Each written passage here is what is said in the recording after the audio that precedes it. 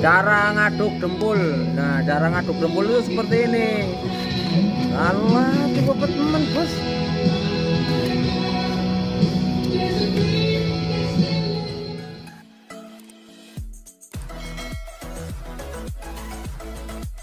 Oke, assalamualaikum warahmatullahi wabarakatuh. Welcome back to channel ABR Angkatan Body Repair. Pada sahabat yang berbahagia, alhamdulillah mobil R3 ini sudah selesai dalam proses pendempulan, tinggal pengamplasan, kemudian diepoksi. Loh, kok epoksinya banyak banget? Itu kan udah bekas epoksi. Nah, jadi antara epoksi primer dengan epoksi surfacer atau filler itu berbeda, sahabat. Kalau untuk epoksi primer itu untuk lapisan di atas plat atau pesef atau yang berkode EP. EP adalah epoksi primer. Nah, epoksi primer ini adhesinya sangat bagus atau daya rekat antara lapisan bawahnya dan lapisan atasnya. Makanya sangat direkomendasikan sekali untuk di atas plat.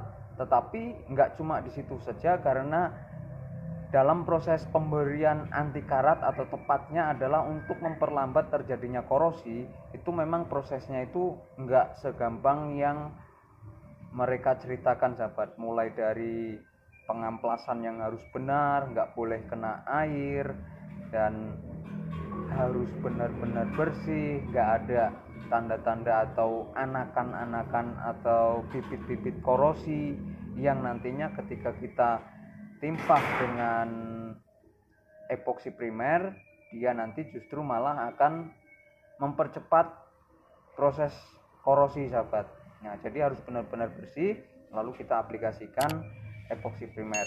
Setelah itu kita nunggu setidaknya minimal itu 6 jam kalau di produknya, tapi kalau saya ini menerapkan minimal 1 hari atau 24 jam, sahabat, baru saya aplikasikan dempul, sahabat.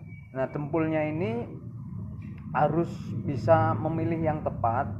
Ada dempul BPO dan CPHO. Itu tandanya atau yang biasa produk dibuat itu, kalau BPO itu dia menggunakan obat merah, kalau CPHO menggunakan obat kuning. Nah, seperti itu, sahabat. Nah, kebetulan ini saya menggunakan yang obat kuning karena saya memilih dempul ini. Saya melihat keterangan sendiri karena saya menjelaskan itu pasti sesuai dengan produknya.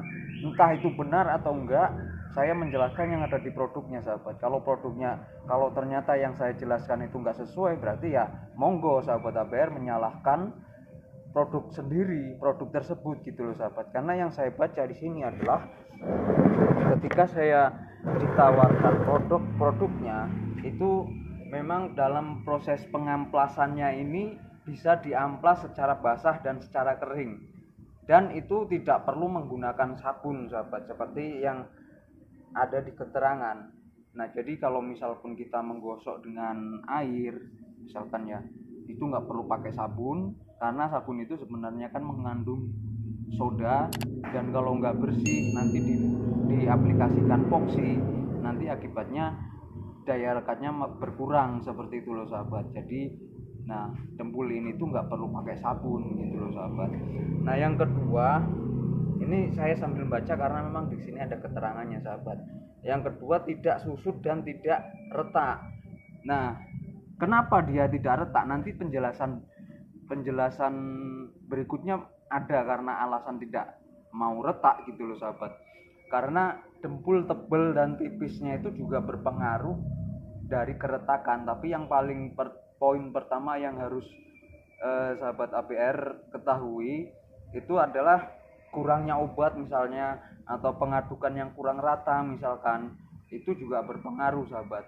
Nah, sahabat ABR juga bisa sambil melihat proses cara pendempulannya dari tarik miring, tarik samping, dilekukan harus pakai jidar apa, seperti itu, sahabat. Karena ini bidangnya lebar.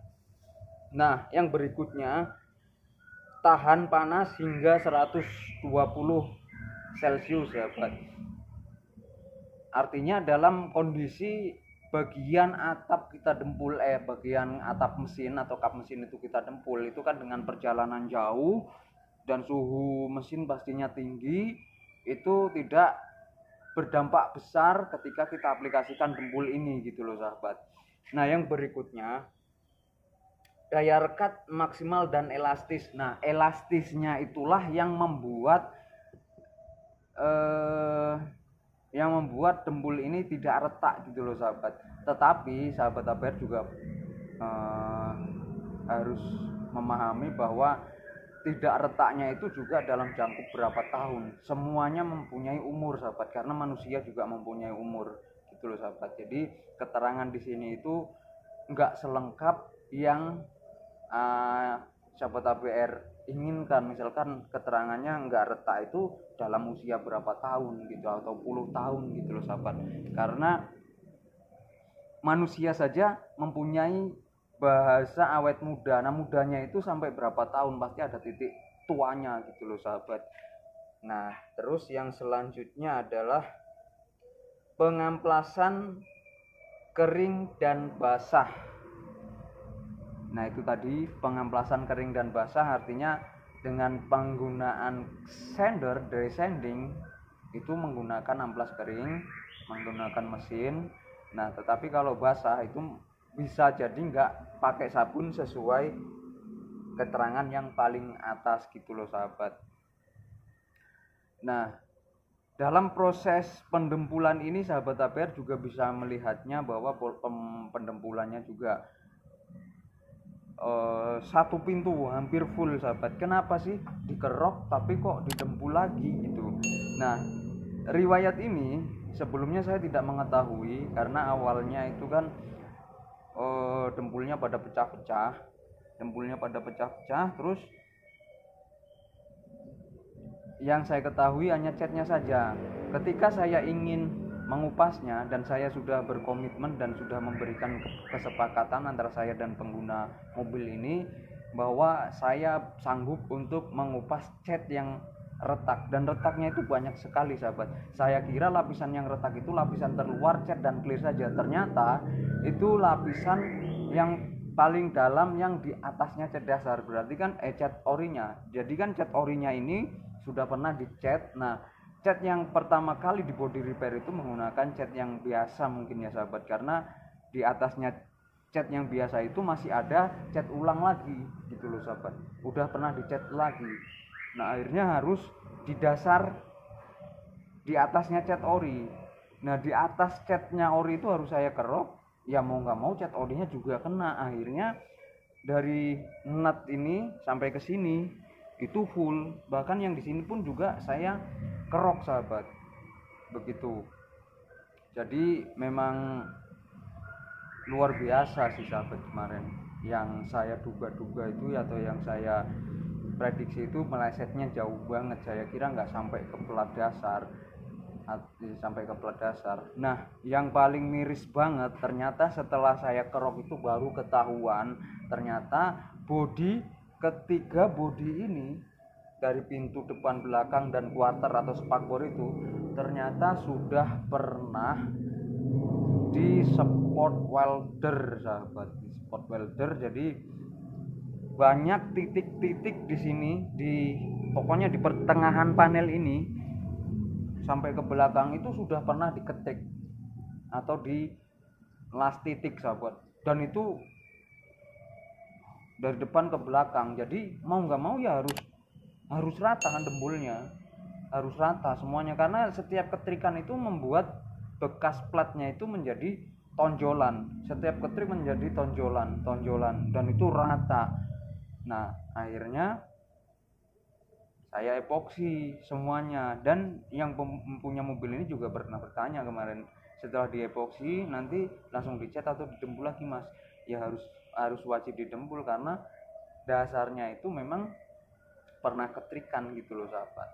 Nah mungkin itu penjelasan dari cara pendempulan, dan saya menggunakan dempul apa yang sudah saya jelaskan sesuai yang ada di keterangannya sahabat. Dan dempul ini memang sangat cepat sekali dibandingkan dempul generasi pertamanya sahabat. Terbukti bahwa dempul ini memang sudah